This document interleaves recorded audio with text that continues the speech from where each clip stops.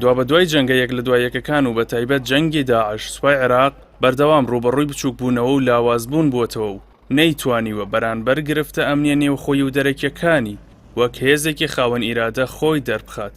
ئەمەش لە سنوور بەزاردنەکانی وڵاتانی دراوسێ و یەکلاکردنەوەی دۆسی هەرێمایەتیەکان لە نێو خاکی عێراقدا لەلایەن وڵاتانی زلهێزی جیهانەوە و دروستبوونی چەندان گرفتی میلیشیا و دژە دەسەڵاتی چەکدار لە نێوخۆی خاکەکەیدا ڕەنگی داوەتەوە کە هەندێک لەوانە بە ئاشکرا هاوسۆزی خۆیان بۆ وڵاتێکی هەرێمایەتی ئاشکرا کردووە.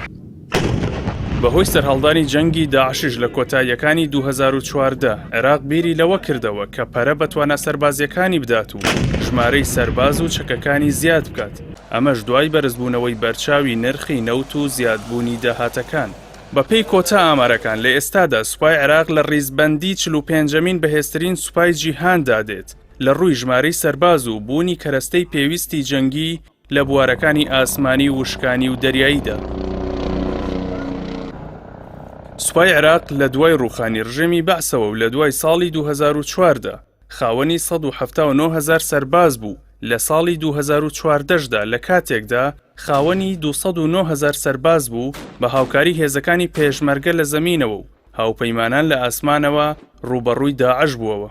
هێزی وشکانی سوپای عێراق لە ئێستادا خاوەنی 330,000 سەرباز و 923 تانک و 39 زرێپۆش و 281 تۆپ هاوێژ و 1426 تۆپ هاوێژی گواستراوە و 424 موشک هاوێژە و ڕیزبەندی 45مین وڵاتانی جیهانی گرتووە و خەرجی ساڵانەی لەم بوارەدا 5 ملیار و 700 ملیۆن دۆلارە.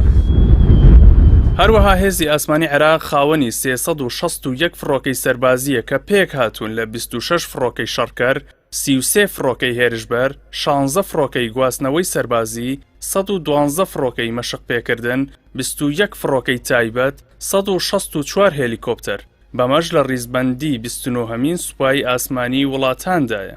هاوکات هێزی دەریایی سوپای عێراق لە 63 یەکەی دەریایی پێک دێت و خاوەنی 2 کەشتی کۆرڤێت و 26 کەشتی گەڕۆکە و لە ڕیزبەندی 41مینی وڵاتاندا دێت بۆ هێزی دەریایی. ئەگەرچی عێراق لە مێژووی ڕابردوویدا خاوەنی یەکێک لە بەهێزترین سوپاکانی جیهاندا بووە، بەڵام ئەم سوپایە لەسەر دەستی ڕژێمی پێشووی عێراق ڕوبەڕووی چەندین شەڕی گەورەی جیهانی و هەرێمی کراوەتەوە و بەو هۆیەشەوە یەکێک بووە لە سوپا ماندووەکانی جیهان و تا ئێستاش بەشێک لە سەربازانی ئەو سوپایە بەهۆی شەڕایەک لە دوای یەکەکانەوە بە بێسەر و شوێنی ماونەتەوە.